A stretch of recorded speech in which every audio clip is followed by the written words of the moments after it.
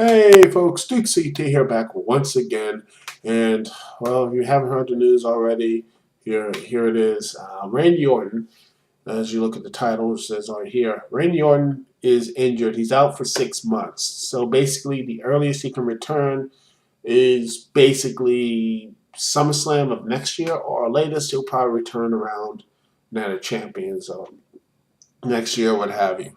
So if Randy Orton is gone for this period of time, and it's bad. I mean, this is a bad thing because Randy Orton, as honestly, his 2011 for basically some missteps and things out of control, the booking, what have you. He has been really good matches. To be honest with you, he has very good matches.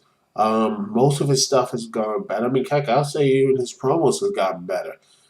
He has really been this great force in the WWE so far. I mean, I was this so far in 2011 before his injury, and I was actually really interested in this feud with Barrett, and I was hopeful that Barrett was going to get over. And shame it ended like this. And personally, I think Barrett should have won. I mean, some would say, hey, Barrett won the Survivor Series match, but I think it was more Orton's team imploding than, well, anything else. But hey, it's a win's a win.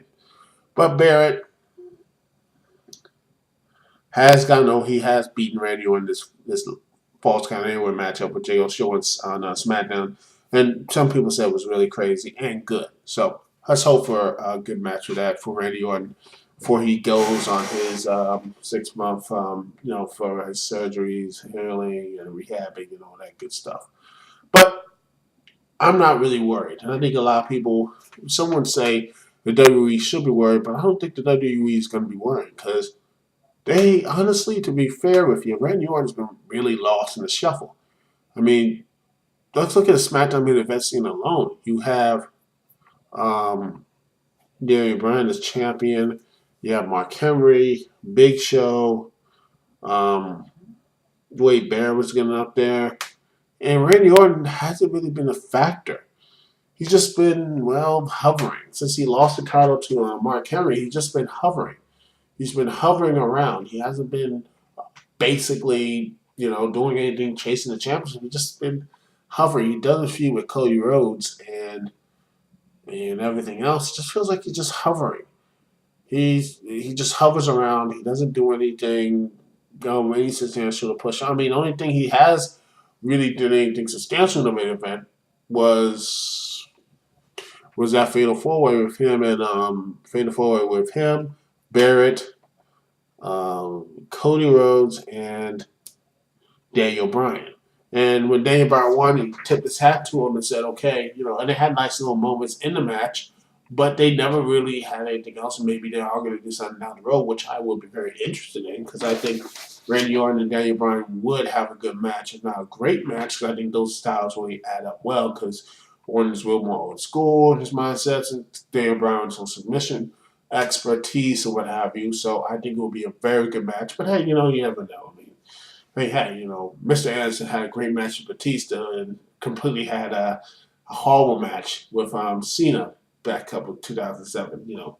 When he got injured. But when Mr. Anderson or Mr. Kennedy, when he was, what have you, always gotten injured and such.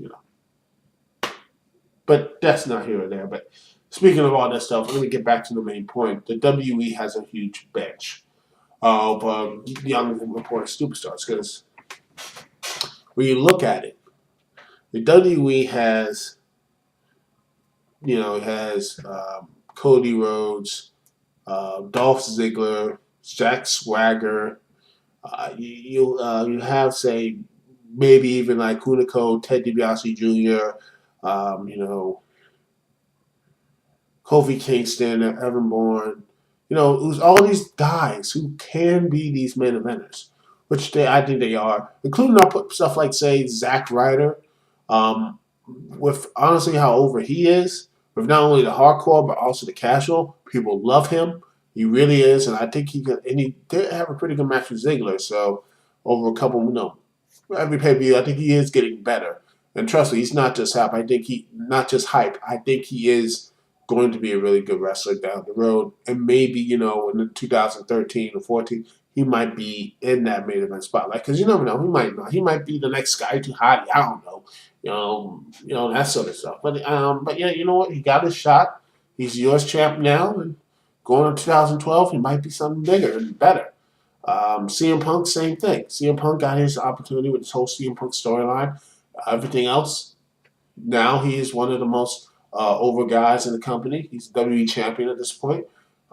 He's marching forward with, I think, maybe Dolph Ziggler, with him, maybe feuding with him at WrestleMania, which I think will be really good as well. Um, you can look and say, heck, even returning stars say like R-Truth with this whole crazy persona. I think he could really, um, he really has something here, and he has gotten some base. And I think face crazy R-Truth, he should be a completely unhinged as well because he got over by that. Just doing face stuff like what Randy Orton crazy, but doing things on heels.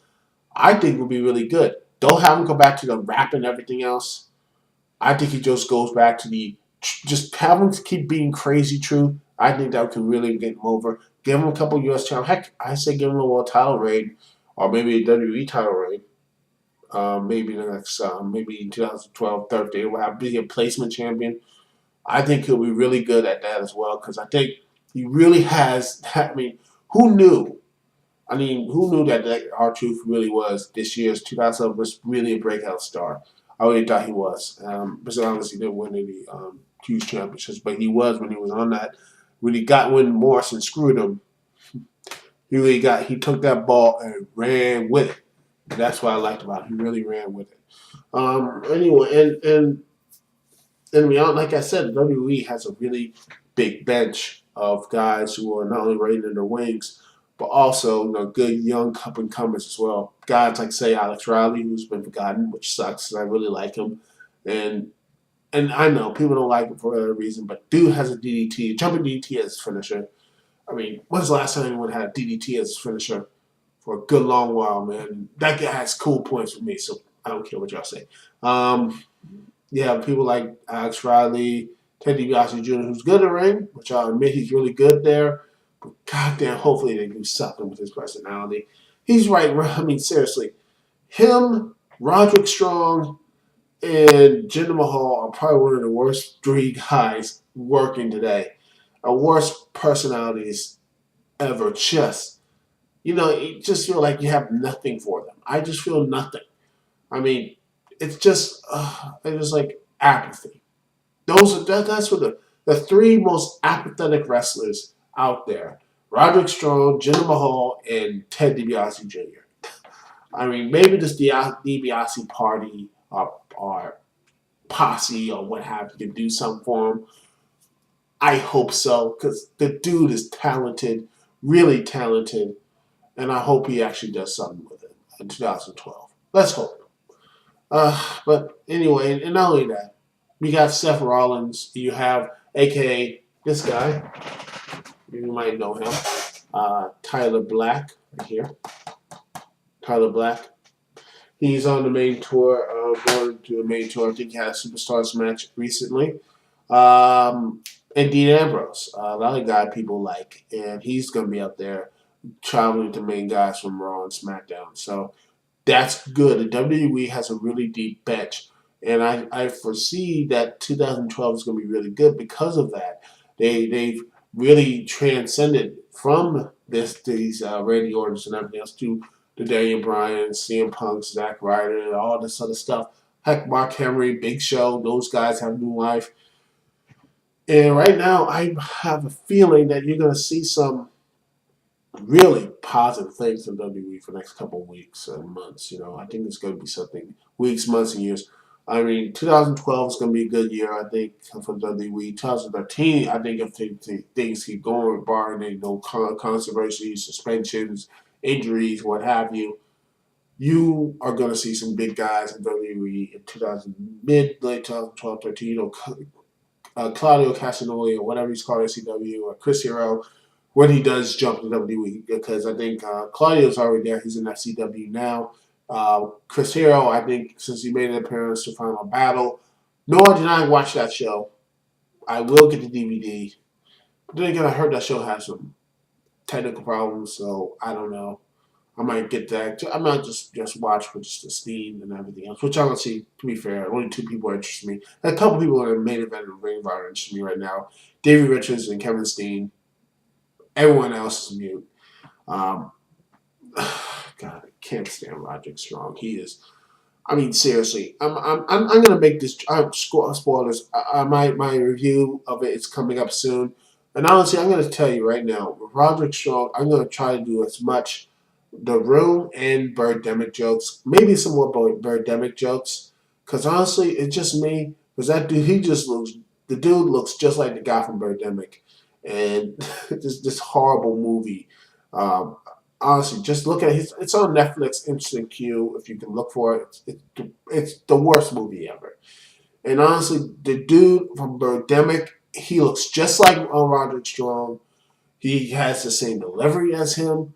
It is just, oh, you watch the movie and you're like, you watch a Roderick Strong promo, you're gonna be like, whoa. I mean, you're gonna be like, wow, this guy is like, you believe this guy is Roderick Strong. Because my God, I'm sorry. This might be another YouTube video. This is how bad Roderick Strong. I might make a whole, make a show video saying he is probably the worst. Like, I will cut promos like all of his stuff on the video wires and everything else, and just show that, like make it on YouTube, Blip TV, or whatever. Just explain to all the people who don't know who Roderick Strong is, who is a good wrestler. But my God, his promos. If everybody guys, and I don't care if you blag or what have you, but please listen to his promos. His promos are so bad, you wish there was a mute. I mean, you wish he was mute. I mean, seriously. As there was, I wish there was a mute gimmick for him, because honestly, if he had like something wrong with his throat or what have you, not in real life, I don't wish that upon him. But like as like a character or something like that, he gets hit in the throat like he can't speak again, and have Truth Martin just legitimately just speak for him. He would be great. I mean, he would be perfect. His wrestling ability is great, but his everything else just just it's the reason why WWE hasn't really contacted him. Oh boy, just uh, uh, anyway. Anyway, get back to the point. WWE has 2012 has a great bench. I foresee some really big positive things in 2012. WWE in 2012. Anyway, that's all I gotta say. Dixie here. Peace and love. I'll see y'all when I see y'all. Later.